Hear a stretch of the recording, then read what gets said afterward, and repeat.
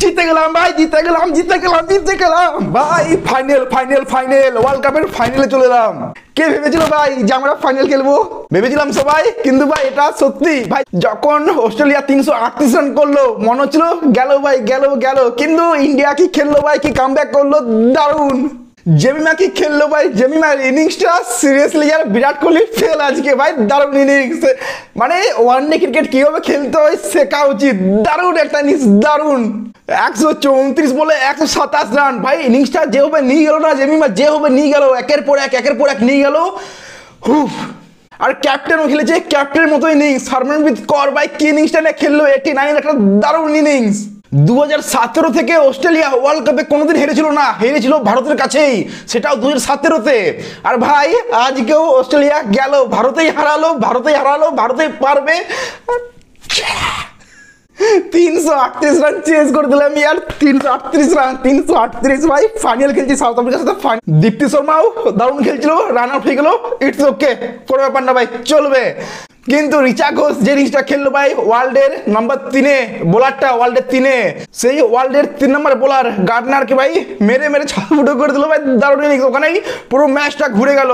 Last 15 বলে 14 run চাই, প্রথমবার 100 ওভার খেলা হচ্ছে, মানে 50 ওভার খেলা হচ্ছে, প্রথমবার এরকম হলো যে ভারত 6-এর নিচে রান রেট এলো, 15 বলে 14 রান চাই।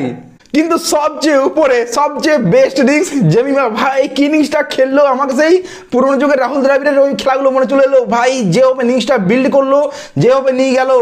যখন দেখছি দীপ্তি শর্মা মারছে, ও নিজে ভাই সিঙ্গেল ডবল খেললো, যখন দেখছি রিচা ঘোষ মারছে, ও সিঙ্গেল ডবল খেললো, শেষ পর্যন্ত নিয়ে গেল ভাই। শেষে কাটাক কাটাক করে 4 মেলে খতম খেলা, বাই বাই টাটা অস্ট্রেলিয়া। আমরা যতবার, আমি ওমেন মেন সব A to Z বলছি, যতবার আমরা অস্ট্রেলিয়াকে হারিয়েছি সেই ফাইনালে, প্রত্যেকবার ফাইনাল জিতেছি আমরা। এইবার ভাই তাহলে ফাইনালটা আমাদের এই হচ্ছে, কি বলো? ভাবতে পারছো 2017 থেকে অস্ট্রেলিয়া কোনোদিন হারানি, তাকে হারিয়েছিলাম, তাকে হারিয়ে দিলাম ভাই, তাকে হারিয়ে দিলাম। 2017-তেই আমরাই হারিয়েছিলাম, আর এবারেও আমরাই হারলাম। শেফালি বর্মা তাড়াতাড়ি আউট হয়ে যায়, 5 বলে 10 রান করে আউট হয়ে যায়, 200 স্ট্রাইক ব্যাটিং করে, কিন্তু আউট হয়ে গেল, রিভিউটা নষ্ট করলো। আমার তখন খুবই রাগ হয়েছিল যে ভাই রিভিউটা নষ্ট করলো। তারপর মন্দানাও ভাই এভাবে আউট হলো, মন্দানারও বিলিভ হচ্ছে না, আমাদেরও বিলিভ হচ্ছে না ভাই, চোখে তো জল চলে দিয়েছিল যেখানে মন্দানা আউট হলো। মনে হলাম ভাই খেলা খতম, গেল, আমরা মনে হচ্ছিল গেলাম ভাই, কারণ আমাদের এখানে ধোনি নেই, যে বিশ্বাস থাকবে ধোনি আছে ম্যাচটা ফিনিশ করে আসবে। এখানে ভাই রিচা ঘোষ ছিল, রিচা ঘোষ ছিল ভাই, আর জেমি ছিল, জেমিমা, জেমি আজা আজা আজা ভাই, দারুণ খেলা, দারুণ দারুণ মজা চলে এলো। আর অস্ট্রেলিয়া টিম এইভাবে ক্যাচ মিস করছে ভাই, সিরিয়াসলি। দেখো প্রথমে যে ক্যাচ ছিল আমি বলবো ওটা ভাই 4 বাঁচিয়েছিল, যে ফিল্ডারটার নাম যদি আমার মনে পড়ছে না, ওটা বলবো হেলি ক্যাচটা ছাড়লো ভাই কিপিংয়ে, ওটা বলবো যে ডিফিকাল্টলি ছিল। কিন্তু তারপর যে হেলি ক্যাচটা ছাড়লো ভাই, ইজি ক্যাচ উপরে ঢুকেছিল, ওই ক্যাচটা ভাই খুবই ইজি ক্যাচ, হেলি ছেড়ে দিল, তখনই বোঝা গেল ভাই যে অস্ট্রেলিয়ার মতো টিমও এরকম চাপে পড়তে পারে, যখন এটা সেমিফাইনাল বলে কথা। সেমিফাইনাল মানে বুঝতে পারছো ভাই, এত বড় ম্যাচ, গ্রাউন্ড পুরো ভরে আছে, গ্রাউন্ড ভাই ওমেনদের খেলা, মহিলাদের খেলা, গ্রাউন্ড পুরো ফুল ভাই। গুজবাম্পস আসলে গুজবাম্পস, এখনো গুজবাম্পস সিরিয়াসলি। আর আমরা 10 ওভারে 60 বলে 62 রান করতে পেরেছিলাম না, আর আজকে ভাই 10 ওভারে 84 রান ছিল, 84 কি 80 রান ছিল ভাই, শেষ করে এলাম ভাই। এটাই বলে শিক্ষা, তখন শিখলাম আমরা যে 10 ওভারে 62 রান করতে পারলাম না, আর আজকে ভাই আমরা 10 ওভারে 84 রান, 8-এর উপর রান ছিল, করে দিলাম। ওটাই তো শিক্ষা ভাই, শিক্ষা ওখান থেকে নিলাম। এখানে সেই ফাইনালটা দেখালাম, সেই ফাইনালে যে ম্যাচটা কি করে ফিনিশ করতে হয়। ভয় তো একটু ছিলই যে ওই ম্যাচটা আমরা, জেতা ম্যাচটা আমরা হেরেছিলাম, 60 বলে 62 রান করতে পেরেছিলাম না। আর আজকে এত রান, আর জেমিমা থকে আছে ভাই। জেমিমা তখন লাস্ট আই থিঙ্ক 30-40 বল ভাই, কোনো বাউন্ডারি নেই, ও যা মারছে অপোজিট সাইড, দীপ্তি শর্মা হোক বা তোমার রিচা ঘোষ হোক, যে হোক ওরা মারছে, জেমিমা থেকে কিছু করতে পারছে না। কর যখন কর ছিল তখনও কর মারছিল, কিন্তু ভাই জেমিমা লাস্ট 80-85 মানে 80-85 যখন রান, তখন থেকে ভাই সিঙ্গেল খেলে যাচ্ছে। তো ভাবলাম জেমিমা খুবই টায়ার্ড, এবার ওই জেমিমার অপোজিট যে আসবে তাকে মারতে হবে, আর সেটাই প্ল্যানিংও ছিল, আর সেটাই করলো। দীপ্তি শর্মা এসে মারলো, রিচা ঘোষ এসে মারলো ভাই। আর অমনজিতের করের ভাই 8 বলে 15 রান, ওটাও বললে হবে না, শ্রীলঙ্কার বিরুদ্ধে মেরেছিল, আজকেও মেরলো ভাই, দারুণ ইনিংস। ওর বাবা ছিল কাঠের মিস্ত্রি ভাই, কাঠের মিস্ত্রি, ওর বাবাই ওকে ব্যাট বানিয়ে দিয়েছিল অমনজিৎ করকে, আর আজকে ভাই ওই ব্যাটেই ম্যাচ সেমিফাইনাল আমরা ভাই। ও সবারই আমি দেখছিলাম, সবারই চোখে জল ভাই, যতগুলো ক্রিকেটার, কোচ, সবাই, পাবলিক গুজবাম্পস আর চোখের জল ভাই, হো হো হো হো হো। আমার জিতলাম, আমার চোখে জল আসেনি, কিন্তু মন্দনা যখন আউট হয়েছিল ভাই চোখে জল এসেছিল, সিরিয়াসলি বলছি আমি। 340 রান চেস করতে যাচ্ছি, ওখানে আমাদের ভারত 59 রানে 2 উইকেট হারিয়ে বসেছে। সেইখান থেকে Jemimah Rodrigues and Harmanpreet Kaur একটা দারুণ পার্টনারশিপ করে 156 বলে 167 রানের সেমিফাইনাল, ওটাও এত সুন্দর একটা পার্টনারশিপ। ভাই ভাই জেমিমা, ওই জেমিমা যাকে বাদ দেওয়া হয়েছিল, সেই জেমিমাই থার্ডে খেললো ভাই, দেখিয়ে দিল কেমন খেলা, কেমন খেলতে হয় ওয়ান ডে ক্রিকেট।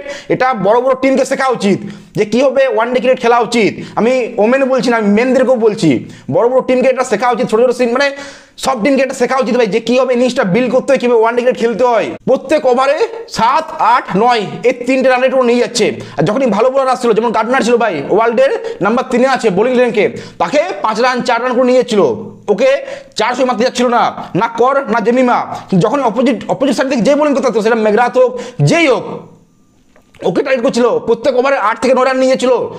মানে ওরা ভেবেছিল আমরা 2 ওভারে 14 রান নেবো, 14 থেকে 15, আর ওটাই করছিল 2 ওভারে 14-15 করে করে নিয়ে গিয়ে ভাই ও 7 রানের একটা মেনটেন করেছিল। আর শেষ লাস্ট 15 বলে 14 রান চাই ভাই, ওয়াইডটা দিল তো ভাই, 15 বলে 15 ছিল, ওয়াইডটা দিল 15 বলে 14। তারপর তো অমনজিৎ কর ভাই, প্রথম জেমিমা দিল থার্ড মিনিটে শর্ট মেরে। কিন্তু হ্যাঁ, একটা কথা বলতে হয় ভাই, অস্ট্রেলিয়া হরমনপ্রীত কৌরকে যেভাবে ফাঁসালো ভাই, হরমনপ্রীত কৌর অ্যান্ড জেমিমা প্রত্যেকবার কাট মারছিল, ওখানে 4 বের করছিল। এবার কি করলো হেলি, থার্ড মিনিটে দিয়ে দিল ফিল্ডার। এবার ও শটটা বন্ধ হয়ে গেল, যে ভাই সিঙ্গেলই হবে, ও শটটা এবার মারতে গেল উপরে, পুল মারতে গেল ভাই, ওখানে আউট হয়ে গেল কর। তো এটা বলবো আমি দারুণ এখানে ক্যাপ্টেন্সি, যেটা অস্ট্রেলিয়া ভাই অস্ট্রেলিয়ার মতো খেলেছে, আমি বলবো অস্ট্রেলিয়ার মতো খেলেছে, কিন্তু ওদের ফিল্ডিংটা আজকে খুবই খারাপ। যেটা হয় চাপের মুখে হয়, সেমিফাইনালে হয়, সেটাই হলো ফাইনালি। 2011 ওয়ার্ল্ড কাপে ওই গৌতম গম্ভীরের 97 রান ভাই, আর আজকে ওই জেমিমার এই রানটা ভোলা যাবে না ভাই। আমি এখানে কাউকে ছোট করছিলাম না, ধোনিকে না কাউকে, আমি বলছি যেভাবে ইনিংসটা বিল্ড করে, যেভাবে গম্ভীর করেছিল বিল্ড ওখানে, সেভাবে জেমিমা, কিন্তু জেমিমা যে ম্যাচটা ফিনিশ করে দিল, তাই এই ইনিংসটা বলবো আমি ওর থেকেও ভালো।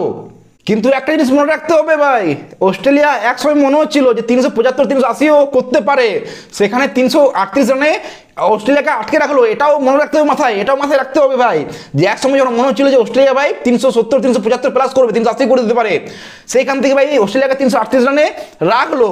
কিন্তু একটা জিনিস খারাপ হয়ে গেছিল, যখন লিস্টফিল্ড খেলছিল ভাই, ওদের ব্যাটসম্যান যে 93 বলে 117 রান করলো, ও ভাই প্রত্যেকটা বল পিচ ছেড়ে খেলেছে, আগে বলে খেলেছে, কিন্তু কিপার রিচা ঘোষ ওখানে ওকে সামনে আসা উচিত ছিল। এটা হরমনপ্রীত কৌর এত এক্সপিরিয়েন্স প্লেয়ার, ওকে যাই হোক ভাই, আমি কিছু আজকে নেগেটিভ কিছু থাকবে না, আজ অল পজিটিভ ভাই, কোনো উইকেট না ভাই, জিমি জিমি জিমি ভাই দারুণ দারুণ।